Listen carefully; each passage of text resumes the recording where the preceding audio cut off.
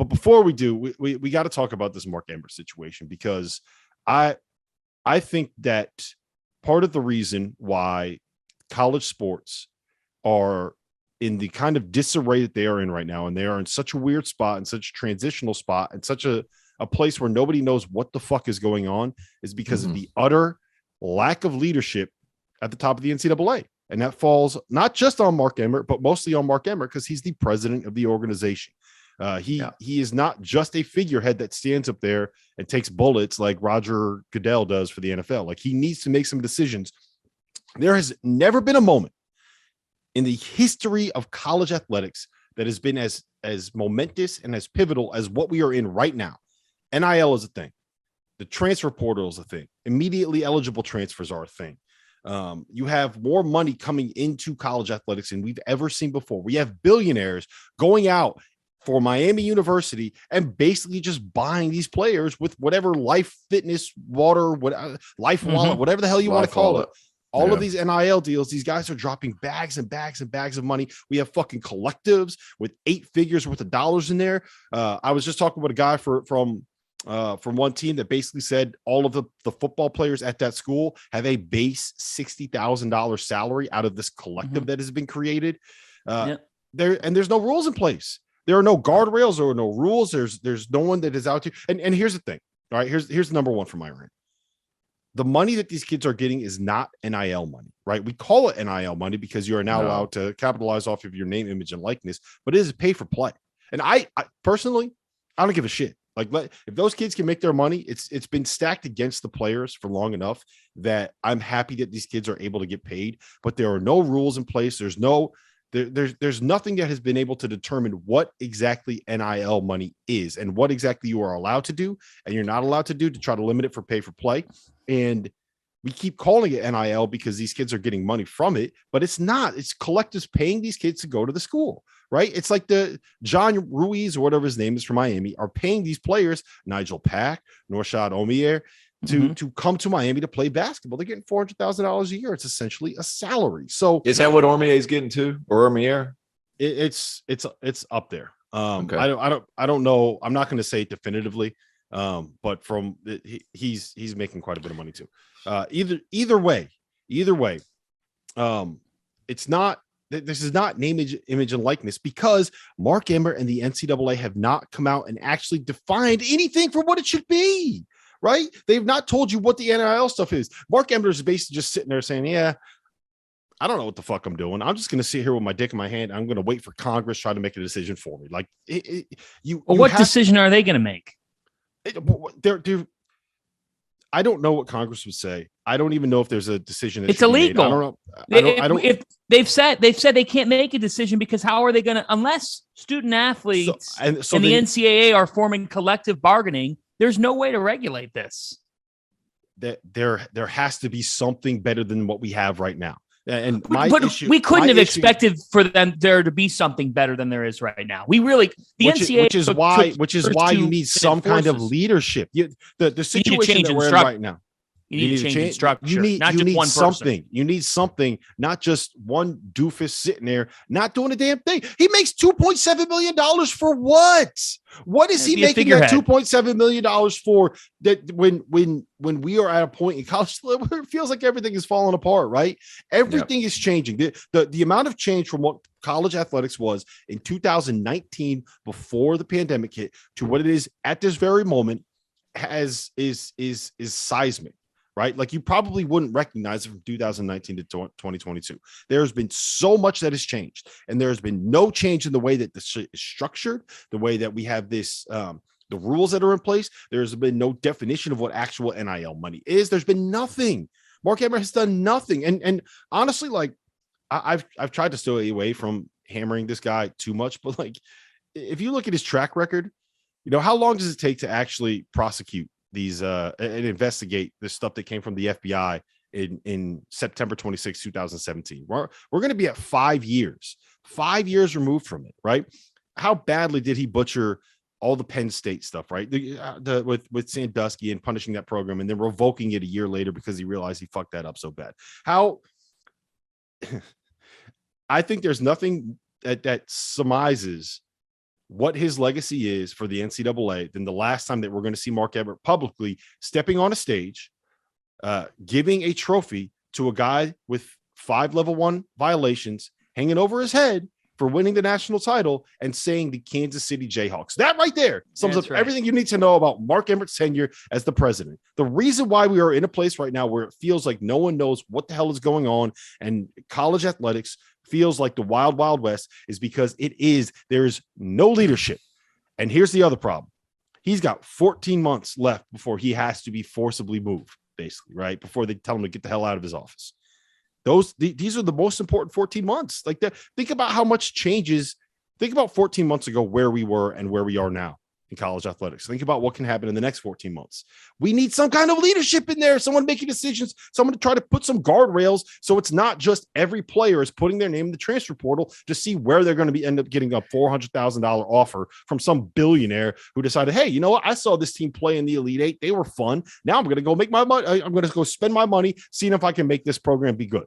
Because I have nothing else to do and I have $30 billion and I'm bored of shit. That's the problem you run into, is because whenever you're dealing with some of these major cities like a Miami, for example, or even I'm telling you guys, I think there's one sleeping giant up there in the Northeast, St. John's. Like, there's money up. It's the thing, when you're running into these multi-billionaires, they're going to be able to just spend how they want to. And it's going to turn into basically how European soccer is, where some of these majorly funded schools are now, but now it's going to the players. It's just been a difference of how you can do it. Now, let me ask you guys this, and I want to ask Fanta as well. Could this have been done differently if the players had developed a union they had been talking about for so long? Would it have been a little bit more manageable at that point? The answer to the question is yes. If we had collective bargaining of some sort, or some sort of a standardized system that would allow for these negotiations to take place, there may be guardrails set in terms of how much and in terms of stating the reason as to how this deal came through and some of the particulars that needed to happen. Yeah. But right now you have, and this is crazy to think about, but I was told last week that there was a low major school that reached out to a player from a power conference program. The player had no interest in transferring. None. This low major reached out to him and said, we can give you $200,000 to come play for us. Now, he's not going there because you're taking the $200K to play for a program that's on ESPN Plus and amounts to, at the end of the day, not a whole lot for that kid. Okay. But the point is, these things are happening every single second and minute right now. So here's the first thing that comes to mind with this, and I'm going to twist it up a little bit. And on the field of 68, we tell it like it is. The very thing that coaches are angry about and frustrated about and ranting about is the same thing that they're waking up every day and trying to play to that system because they have to right now. Right. They have to go and get after kids. Is their job harder? Is their life harder? Absolutely it is. And I do not envy, I guess my checking account would say differently, but I really don't envy the life of a college coach with the stresses that it entails day and night right now.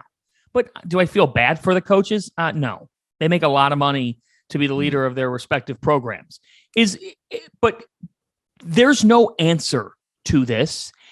And the reason why is because the NCAA as an association has been stuck in archaic mode for a long, long time. And there needs to be structural change in what happens to the association and what the association is doing for their member institutions. And it needs to shift rapidly. And that's why Rob's point about this being the most critical time in college sports history, I have to agree, because we can't just hire. There just can't be a leader hired that changes everything. The role of Mark Emmert to begin with is not a role that's sustainable for any sort of success. That role needs to change and have actual power. Like, have the actual power to take out the hammer and throw it down on situations and speak out on stuff that's happening in the college sports scene. And it also has to be someone who gets the intricacies of college athletics. We talked about this last year, and I want to bring it up again. Guys, one of the problems, it's like a lot of corporations that end up going this way. One of the problems with the NCAA is that they have people in their top meeting rooms that have no idea what happens inside an athletic department day in and day out. It's chancellors, it's former secretaries for the United States, and it's a lot of university presidents. And it's no disrespect to those people. They made a lot of money and are powerful. And in my next life, I'd like to be them in terms of their wallet. But do those people know what's going on inside a training room, inside a locker room, inside a practice facility every single day? Because it's those types of things right now where the backroom deals are happening, where the phone calls are happening. Those people don't have the degree of a clue to then apply their decision-making to that. Call it what it is. It's pay for play. The sooner that you acknowledge that it's pay for play, the sooner that you can figure out a policy that fits pay for play. Because you're calling it something that it's not. It's not just name, image, and likeness. It's not that. I agree real quick, Tio. I want to clarify one thing on that. So when you are bringing in the transfers, right? When you are bringing in guys that are not proven at a certain school, then it is pay for play. There's no way that Nigel Pack is worth $400,000 to Miami for any kind of name, image, likeness stuff. But a guy like Hunter Dickinson coming back to school, getting a 7-figure deal, that is the kind of name, image, and likeness stuff that I think is a good thing. Oscar Tshiebwe getting $2 million, coming back to Kentucky to be able to play. Reigning National Player of the Year. He has value. He's going to get deals with like major corporations nationally. Same thing with Hunter Dickinson. Like they are the faces of college basketball, and they've earned it. So that's the NIL stuff that makes sense. The issues that I have are with these guys that are putting their names in the portal just because they are trying to find, like Bill Self talked about this the other day. They're Kevin McCullough.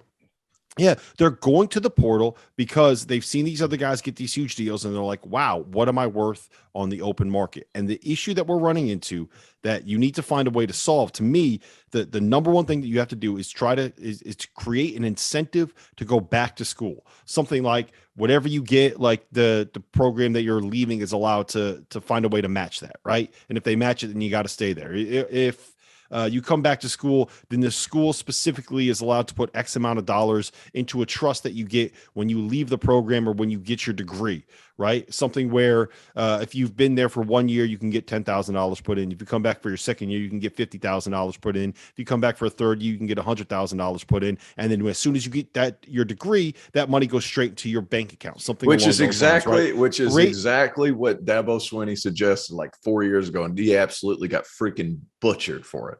Well, like that's exactly what he suggested. Yeah. Well, here's the thing: you could still make your money. Like you could still get whatever NIL deals you want. You could still get paid by these collectives. Like that stuff happens. But this is an incentive to stay at the university, because right now, when like if you look at any other sport, right? You mentioned European soccer, T.O.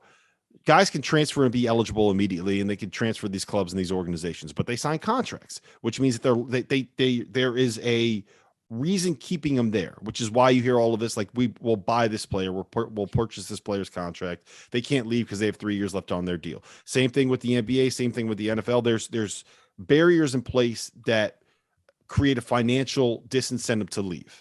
Right. If you want to buy out of your contract, you got to pay $1 million and they'll rip up the contract, whatever it is. Right. Yeah. That doesn't exist in the college athletic space, which is why it's become a free market. So there needs to be something that is created that forces a disincentive to leave. Because right now, look, if I was in college right now and I saw Nigel Pack get $400,000, I'll put my name in the portal to see what I could get, especially if the place that I'm at doesn't have a collective or doesn't have, because $400,000, man. Six figures. It's a lot of money. It's a lot of money, especially to college kids that don't have any. They don't have any expenses either.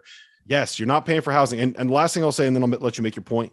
Every one of these college coaches that are complaining about it would do the same fucking thing if they were in college right now. If you had the opportunity to make that money, you would do the same thing. And I don't want to hear otherwise. If you say that you wouldn't, I am calling you a liar. Well, now this is me just thinking out of the box, but I really like Fanta's point of saying, hey, let's acknowledge that it's pay for play. Because if you're able to do that, set some parameters over how much money you're able to spend on your team. And if you have like these collectives, you change it to where they're NCAA sponsored collectives and those collectives are regulated.